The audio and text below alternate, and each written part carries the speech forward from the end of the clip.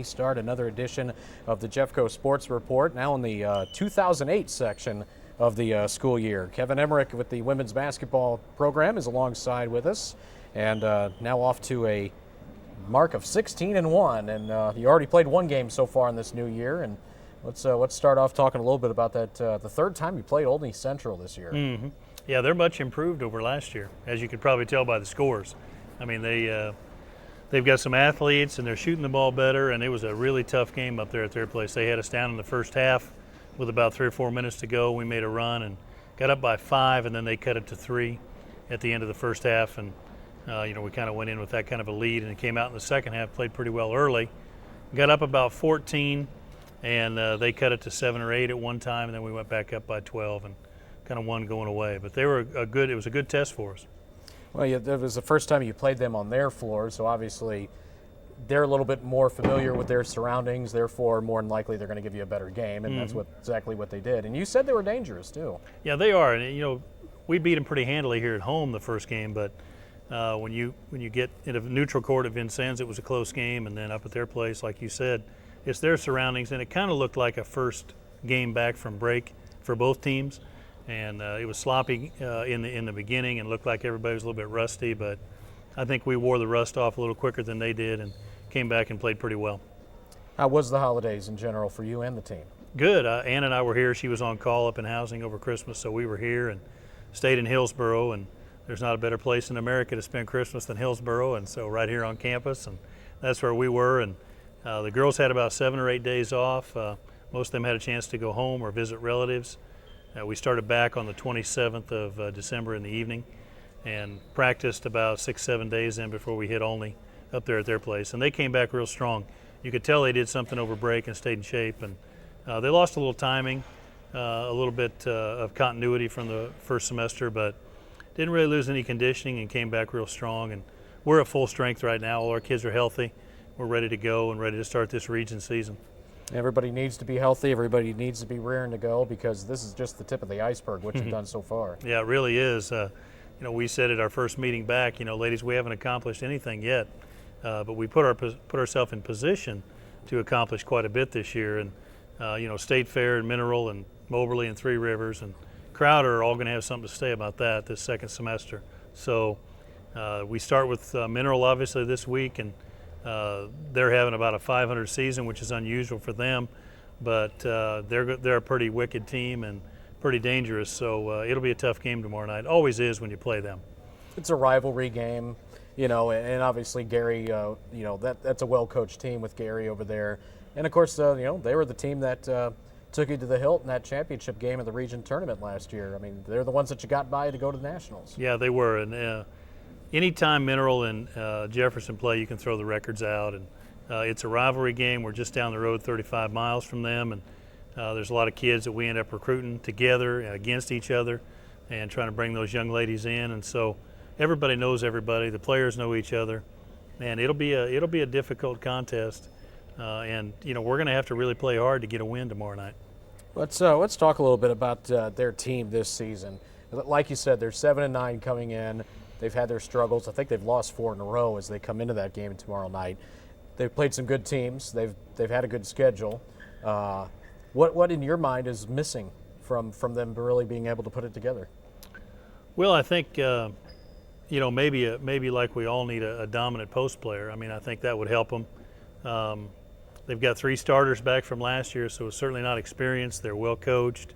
They look to me like a team without a little bit of an identity maybe. They're not really sure what they do well, but they do a lot of things well, and if they ever find out what they do really well, they're going to be a real challenge in this region. So, I'm sure that they've worked on those things. Gary knows how to fix those problems, and they have played a good schedule. Three Rivers down there was a tough loss Saturday night. They got beat by Rend Lake before Christmas, which is 12-2, and getting votes for the national poll. So they haven't lost any slouches, and they're a good basketball team. And the only thing that, if you make more shots, you're a lot better coach. And if your kids are knocking down shots, and they're going to shoot it better second half. And we're leery of them because we know they're a good team, and they're starting to put it together. They're going to make a run here this half, I'll guarantee you. And you don't want to be the stepping stone leading for them needing some kind of a push for them to kind of take the next step, and you certainly don't want to be that team to do that. That's exactly right. We've talked to our kids about that. They're struggling, and we want to keep them struggling for one more game. And I know he's working on getting it worked out, but we don't want that breakout to come against Jeffco. That's our job, to come out tomorrow night and try to play as well as we can, and not let them get off on us tomorrow night at our place. And then if they beat us, they're 8-9, they're 1-0 in the region, and they're off to the races, and we're kind of behind the 8 ball. So we don't want that to happen. That's exactly right. With it being your first real region game, you don't want to drop that first one. You know, try to play catch up after that and rely on other people to help. You're right. We try to be positive about it and say, here's what we need to do to win. Not let's go out and not lose this game, but let's go out and make sure this is what we do to make sure we win. And we've been working on those things for about 5 days. And anytime you play Mineral, it's a steady progression of looking at tape and breaking down what they do and trying to stop their different offenses, trying to stop their out-of-bounds plays. I mean, they got 3 or 4 defenses they can throw at you. So it's been a progressive thing getting ready to play them the last 3 or 4 days. Of course, the new polls will come out tomorrow as well, and I'm sure you're interested to see where you guys might hang out as far as that's concerned. You were 12th going into the break, and they haven't had a poll out in, 3 weeks, I guess it is. 3 weeks. You played a few times since then. You haven't dropped a game, so I guess you're probably hoping you move up a few spots. Well, it depends on who above us has lost, and I haven't had time to check that yet. But, we don't pay a lot of attention to the polls other than to pay attention in the respect that it matters for your national tournament seeding, matters for your region seeding somewhat, and to that extent it matters. But we're just concentrating on this game and trying to get through Crowder on Monday, and then play well against State Fair, and those are our next 3 games. And as you know, over the years talking to me, we talk about the season in segments, small segments, and those 3 are the next 3 that we need to go 3-0 and try to take care of those 3 games, and then we'll be within 1 game of 20 wins again for the 12th time in a row, and that puts us in position to start off decent in the region. And to do that, we got to beat Mineral tomorrow night. Let's talk about Crowder on Monday. You're going to visit them. They're a little bit different, I suppose, this year as opposed to years past. New coaching staff, I believe. What have you found out about Crowder's team? We got to see them play down at Mineral against Rand Lake before Christmas, around Thanksgiving time. They've got a new coach, Tina Robbins, who was an outstanding player at Missouri State when it was Southwest Missouri State. I believe she played on one of the Final Four teams back in the mid-'90s. She hit a big shot, I know, that pushed them through in the tournament 1 game, and so she's well acquainted with big-time basketball and how to succeed. And it's her first year, so she got in there late, didn't do a lot of recruiting. Doesn't have the big kids they had last year. Doesn't have the tall post players that were foreign kids from Brazil and Mexico that they had last year, but they're capable. They're playing everybody close, and it'll be a tough game going down there on Monday to play them. Tough environment is it to play at Crowder? It's difficult because of that trip, Ryan. If you make it the night before, you go down there and stay in Joplin, then you've got all day the next day to kill and get the kids up, and that's a difficult thing to do. If you drive it that day, it's 6.5 hours that day on a bus, and that's difficult to do. So the environment down there is difficult like any road game, but it's the trip that makes it so tough to Crowder because, by the time you get to Springfield, you're 3.5 hours. We try to stop and shoot around a little bit at a gym in Springfield and then eat our pregame meal. You go to the mall maybe for an hour, and you get back on the bus, and you still got 2 hours to go to get to the basketball game. So it's a tough trip to Crowder, and anytime you go down there, it's going to be a 10-point game or less, regardless of how good their basketball team is, just because of that trip. And it's a full day. Full day for sure, and getting back at 3 in the morning. Yeah, exactly. You got to turn around after the game and come back, and obviously you don't mind if you come back with a W. But it helps. It could be a tough, long ride coming home if you come back after a loss. Yeah, that's a tough trip, and they have an advantage in that respect in our region because everybody has to travel to them, and of course when they turn around, they have to come back here too. That's true. They have to come to Mineral. They have to come to Three Rivers. Mm-hmm. So I guess what's good for the goose is good for the gander. I did see them playing really good defense against Rand Lake. They had an idea about what they wanted to do offensively. They set some screens, they ran some motion, and they shot the ball pretty well from out. So it'll be a tough game. Well, you mentioned since day one of this season that the region was going to be tough once again, as it was last year, and so far it's kind of living up to that billing. Yeah, State Fair's right there with us, 14, 15, 16-1, somewhere in there now, and Mineral is going to be tough. Three Rivers is 8 or 9 and 5, 10 and 5, something like that. So they're doing very well for the tough schedule they've played, and so I think that State Fair, Mineral, Three Rivers, Moberly's better than expected. They were not supposed to be really good this year with a bunch of new kids, but they are. They're having a good season. So it'll shape up about like it did last year. It's going to be really tough. Can't take any nights off in this region. Especially on the road. Yeah. I mean, even at home in the region, but when you go on the road in Region 16, just like anybody else's region, it can vary 30 points if you don't show up and play compared to playing at home. Well, on Saturday the 19th is when State Fair comes here. That's a Saturday evening game. That's going to be a big one as well, and if things continue to progress for both you and them, I mean, we could be looking at two teams right around the top 10 in the nation going head-to-head. Yeah, that could be a showdown game, and we certainly want it to be that. I mean, we want to take care of business this week and next Monday and try to get to that game 18-1, and I'm sure there'll be something like that when they get there. And we got some basketball to play before we see them in our place, but Darren does a good job. They're healthy this year. They weren't healthy last year. They were probably the best team in the region last year talent-wise, but just weren't healthy all season. So we got a little bit of a pass on that. So it'll be a tough game, and he's well coached. He knows what to do defensively. His kids play hard. You could see that in the region semifinal last year where we barely got by him, and I think we shot 60% from three and barely got by him still. So they're a tough basketball team, and that'll be a real bellwether game for us if we can take care of business the next two. That was the, I guess, the infamous Eye of Iksani game. It sure was. Yeah, it'll go down in history. What, she hit 6 or 7 threes in that game? She hit 10 out of 14. That's right. Yeah, 10 out of 14, and that's pretty amazing. One kid gets 30 points on three-pointers, and they were almost all from the top, a couple from the wing, but just amazing. Aya spent the whole season preparing and getting better and getting in physical condition to be able to help us down the stretch in that region game. And we've talked about that game a lot to our kids this year, that even though you may not be where you want to be now, just keep working hard, put your head down and dig in and be coachable, and you're going to help us before it's over. Yeah, well, pretty much everybody on your roster last year made one huge contribution, if not more than one contribution, to help you get to where you were last year, and that was to nationals. They sure did. And Ryan, we've taken that same approach with these young ladies, and I mentioned to you before we went on the air today that three of our players have been lagging a little bit since before break. We had finals, and that was a difficult time, and they got behind, and our starters and our first 7 are getting better, and everybody else's kids are getting better, and those 2 or 3 have been lagging, so we've had them in the gym extra time trying to work on their shooting and ball handling, conditioning, and trying to bring them along and get them, because we need all 10 or 11 kids, and that was true last year, and I think that's going to be true every year. We really don't want kids, anybody here at Jeffco, sitting on the bench and not playing, not contributing. The season's too long, and it's too much work to really just sit during basketball games. We want everybody to have the experience of playing, and we're working on that right now. And of course, everybody at one point had appeared in every game that you had played, I think the first 15.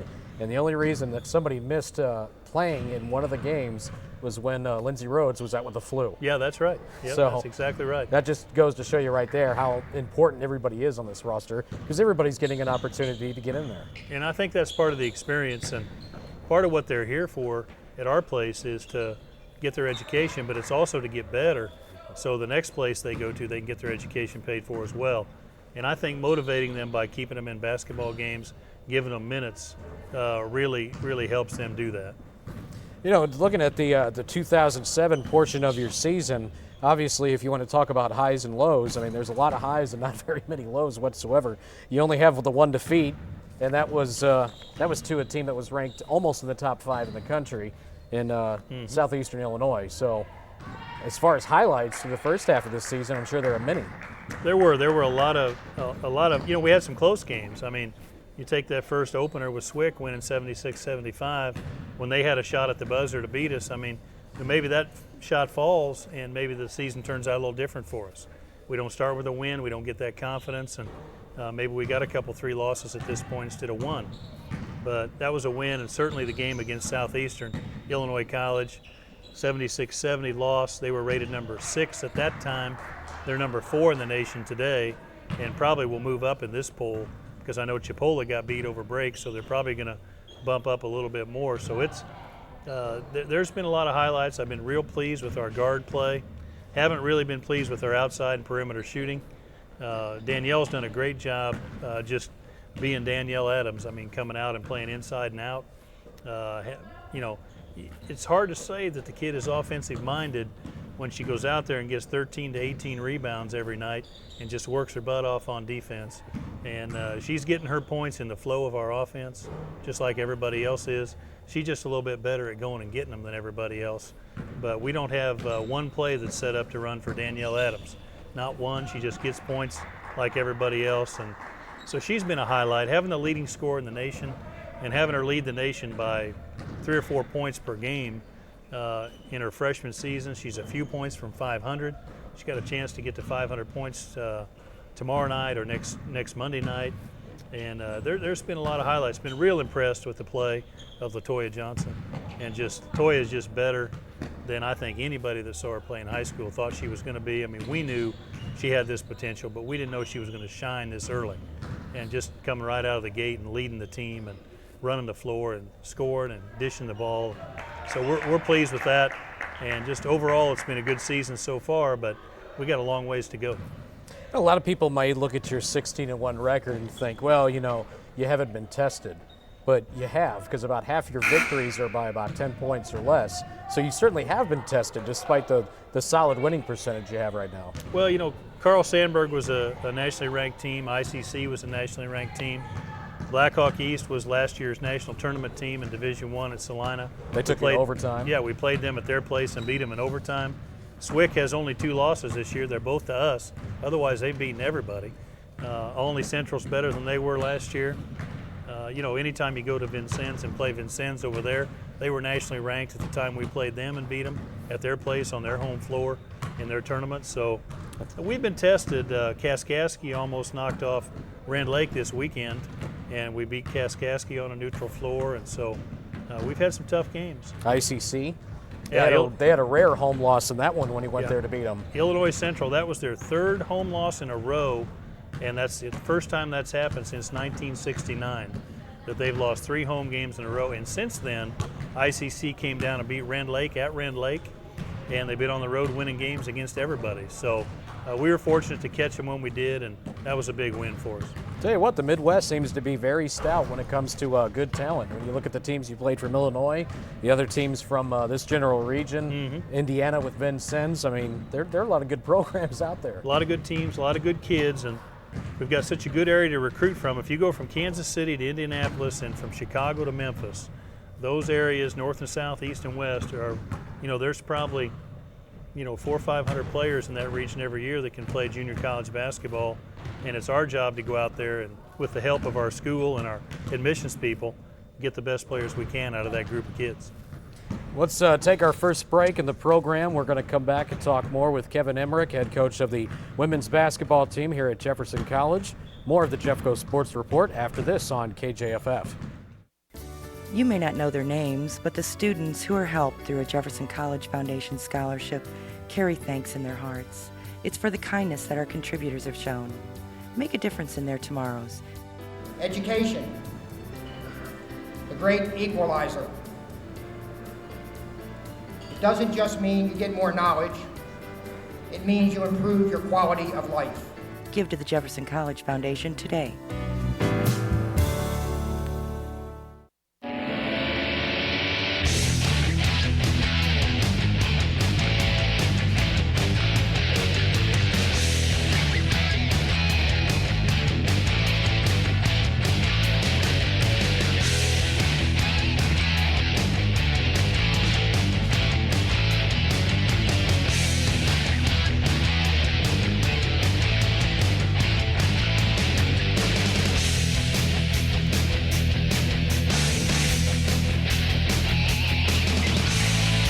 And we are back at Jefferson College in Hillsboro. We are at the Field House, the Jeffco Sports Report here on 1400 KJFF. We're talking it over with Kevin Emmerich, head coach of the women's basketball team. Kind of an unusual topic maybe to discuss a little bit, Coach. You have a new player on the team and is more than likely, I guess we'll find out tomorrow, is going to be raring to go and able to suit up and play. Yeah, if her high school transcripts and everything get through NJCA, and she's been declared eligible by us, but we want to double check and make sure with NJCA, because I've never brought a player in a semester from a foreign country before and had them be eligible, but she's coming right out of high school, and that's the criteria to be eligible at this level is you've got to graduate and come right out of high school to a junior college, so you'd have to be a fall graduate to play in January. And of course in the U.S. there aren't many fall graduates from high school, so overseas there are.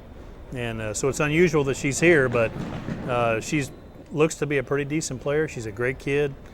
She's been on campus 3 or 4 days now working out with us, and she's about 6'1", and got good hands, and she'll add a little bit to our program, gives us another body out there to practice against, and seems like a really good kid. Her name is Deanne Tonkin, and she's from the New South Wales area of Australia. And glad she's here, and we'll know tomorrow afternoon if she's eligible, and if not, she'll practice with us all semester and be back here in the fall. Nothing like having another post player ready to go. You bet. I mean, we really have a wealth of post players this year compared to last year. And oh goodness, it's like night and day. We're very fortunate with the kids we have, and I know first semester grades were excellent. They're all good students, and we're just pretty happy with where we're sitting right now. We're working hard every day, and we're not contented by any means. I mean, we know we got a lot of work to do, but if you could have asked us if this would have been a good spot to be in last August, I would have said, yeah, January looks pretty good if that's where we're sitting and have a chance to make a run second semester. Now, tell us a little bit about how Deanne got here. I mean, what kind of a contact did you make to get information about her and to bring her here? Well, it was, obviously when you're in junior college, you pass a lot of kids on to 4-year schools, and if they can, they'll return the favor and let us know about a player that's looking for a place to go to school, and that's exactly what this situation was. We just had a call from a 4-year school and said, hey, this girl is looking to come to the States. I've seen tape on her. She's a pretty good player. Would you be interested? And I said, let's talk about her academics a little bit and talk about what kind of person she is. Those things all came back really clean and seems like a great kid. And then we talked about what kind of player she could be and if she could help us. And certainly I think she can. So that's the process. You get on the phone with the parents and by email and talk about getting the plane flight and about our academics here and are we a good fit for her future. And that process took maybe a week to get through that process and make a decision if we were a good fit for her and she was a good fit for us. And we decided she was, and she hopped on a plane the third day of January. For them, they're a day ahead of us on the calendar, and ended up getting here on the 3rd of January after a 24-hour flight. Got delayed a couple times, and but just got off the plane smiling and happy to be in the States, and looks at it as a real opportunity. So we're real glad to have Dee here. Looking at her, she passes the look test because she looks like a basketball player. Mm-hmm. She looks like she's physically very strong and well put together. Looks like she's got the kind of balance that she needs and everything. So obviously the only big adjustment I guess she's really going to have to make is the American style compared to the way it's played overseas, which is usually a little more physical, a little more fast. It sure is, and we noticed that with her just in practice a little bit, posting up. She's not holding her seals well enough because the game over there isn't as physical, and she's trying to hold off with her arms a little bit rather than use her body to get post position. And the speed of the game, I think, which you mentioned, the difference in the two games, I think she's trying to adjust to that a little bit. But her adjustment period looks like it's going to be fairly short, and she's going to contribute before the semester's over. So, we were fortunate to get Amanda Essner last year, and Amanda just walked off the volleyball court after 2 years of playing and was a little bit rusty coming out. But within a week, Amanda was contributing.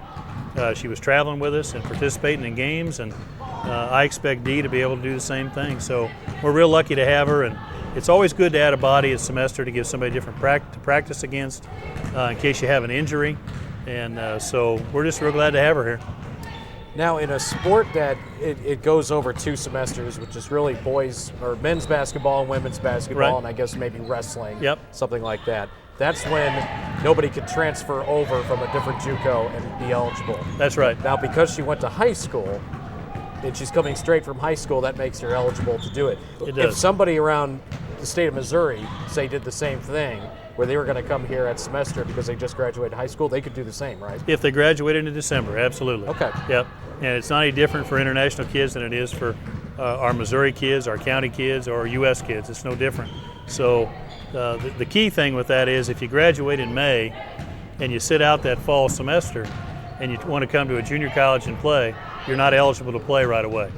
You have to go to school at your first opportunity out of high school. And for us, of course, that's fall. But if you graduate in December, then that first opportunity is January. And so she's eligible coming right in. Interesting. Okay. Yeah. That's a good situation to have, no doubt about it. Yep. We're real fortunate to find a student that fits into that small category, and one that can play basketball like we think she can is going to be a benefit to us all semester. And she's probably a bona fide 4 or 5. Yeah, she is. She can step out and shoot it a little bit. She can post up.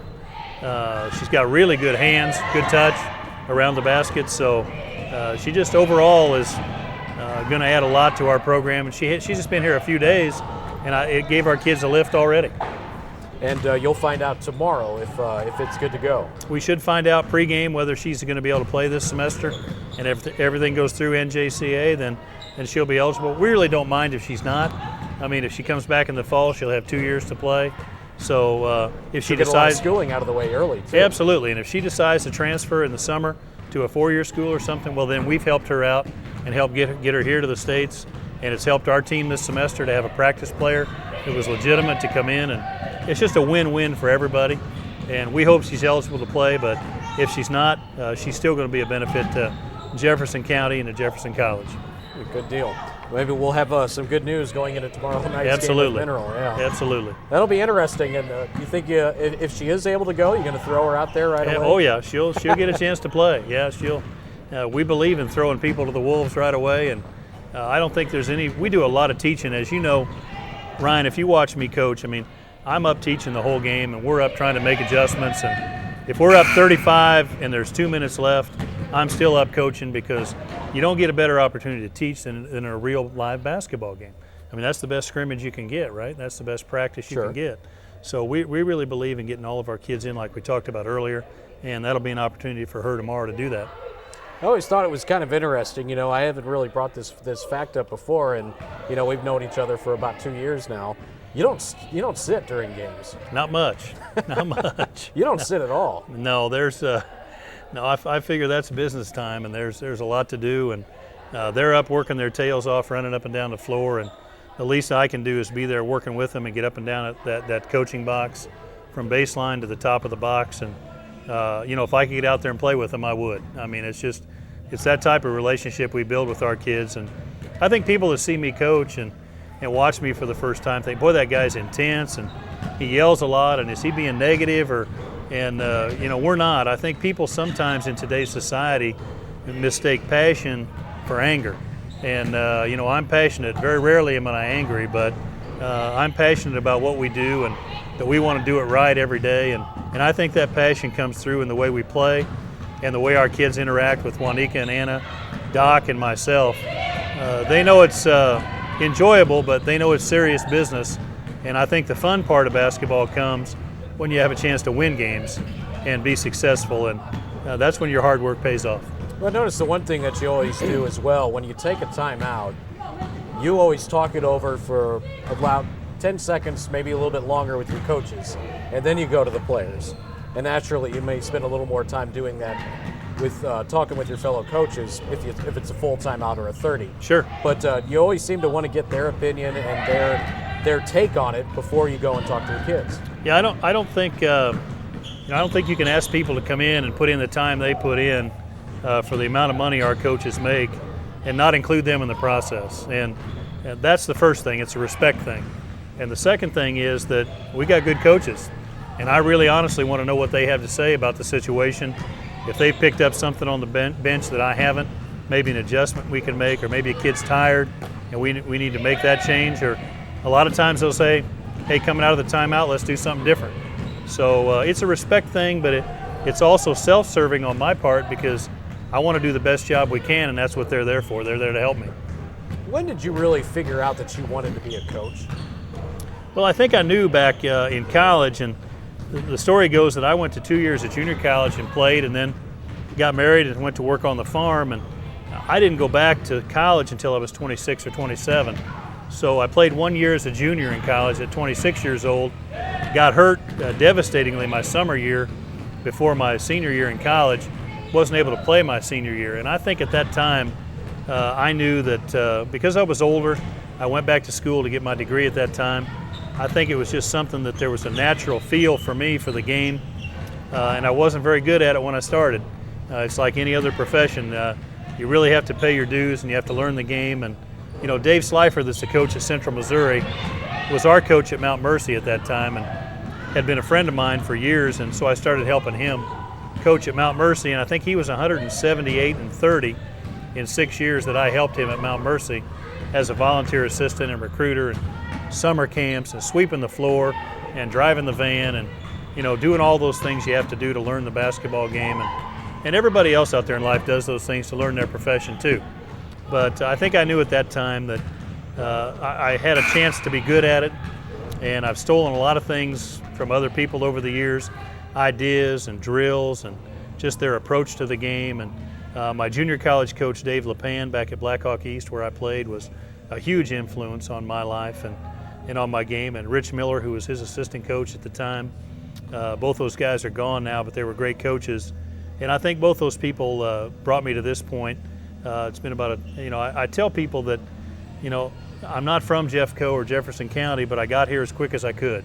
And that process was a little bit circuitous as I moved around the country building my recruiting base. But I'm real glad that I ended up here, and just felt like from about maybe 23, 24, 25 years on that I was going to have a chance to coach in this business. And I can tell you from doing it for a number of years that you win with players, and you win with good players, and you win with administrative support and people on campus that can help you a lot be successful. And from Joellen to all of our administrators and our academic support people and our faculty, I could be at another school, and if those things weren't in place, we'd have a hard time winning, no matter how good I was or how good those players were, because you've got to have that support. And we've got that at Jeffco, and I think that's why people stay here a while. And, you know, Ron was here and built this program, and Gary came in and took it to the next level after Ron left. And, Joellen was here for a number of years, and now Ida's going to take over. Dave was here, and then now Sam's taken over. I think you can look at our school and see the growth in the academic side and the student base that's I think we have another increase this semester. And who has increased the second semester? Hardly anybody in their enrollment, but Jeffco does. And I think that speaks about our admissions people and our student support people. And so there's just a lot of good things going on here outside of basketball that help make us successful. And you can't forget Jason Gardner in that mix. And Jason's our academic success person, and I think we had the highest GPA of all the sports in the fall semester. And I think we're really going to have to make a run this semester to get nationally ranked again. But that's our goal, and Jason is one of the main motivators for our kids being successful academically. And all those academic awards we achieve, we try to recruit good kids, but I have very little to do with their academics other than continuing to emphasize that that's what they're here for first. Jason and his group of people in student-athlete success are the ones that really make that possible for our students. So all those things enter into it. And we were talking the other day, we're 47-6 in the last year and a half since we got here. And you can't do that without good players, good coaches, and a lot of good support from the school. So it's a team effort at Jeffco, and I think everybody that knows Jeffco knows that. And just as far as getting these broadcasts on the air, you guys being out here, and Tom and his people, putting these things on TV to let people know about what's going on. All those things make a huge difference to our fans, to our students, to our faculty, and to our supporters out here. And that really helps us continue to be successful. Well, you've always been a Midwest guy. I mean, for the most part, you were born in Illinois, mm-hmm. So this always seems to be the place where you need to be, even though you've coached all over the country. It really does. And if you trace events back, I wouldn't be near the successful recruiter, or wouldn't have had the success here we've had without those stops around the country. We can call almost anywhere in the nation from Indiana west and find out if there's a player in a certain conference or a school in almost any state in the country. If we hear about somebody, we can call a friend out there that I've known over the years, wherever it's at, and just ask about that kid and not have to get in a plane and fly out there.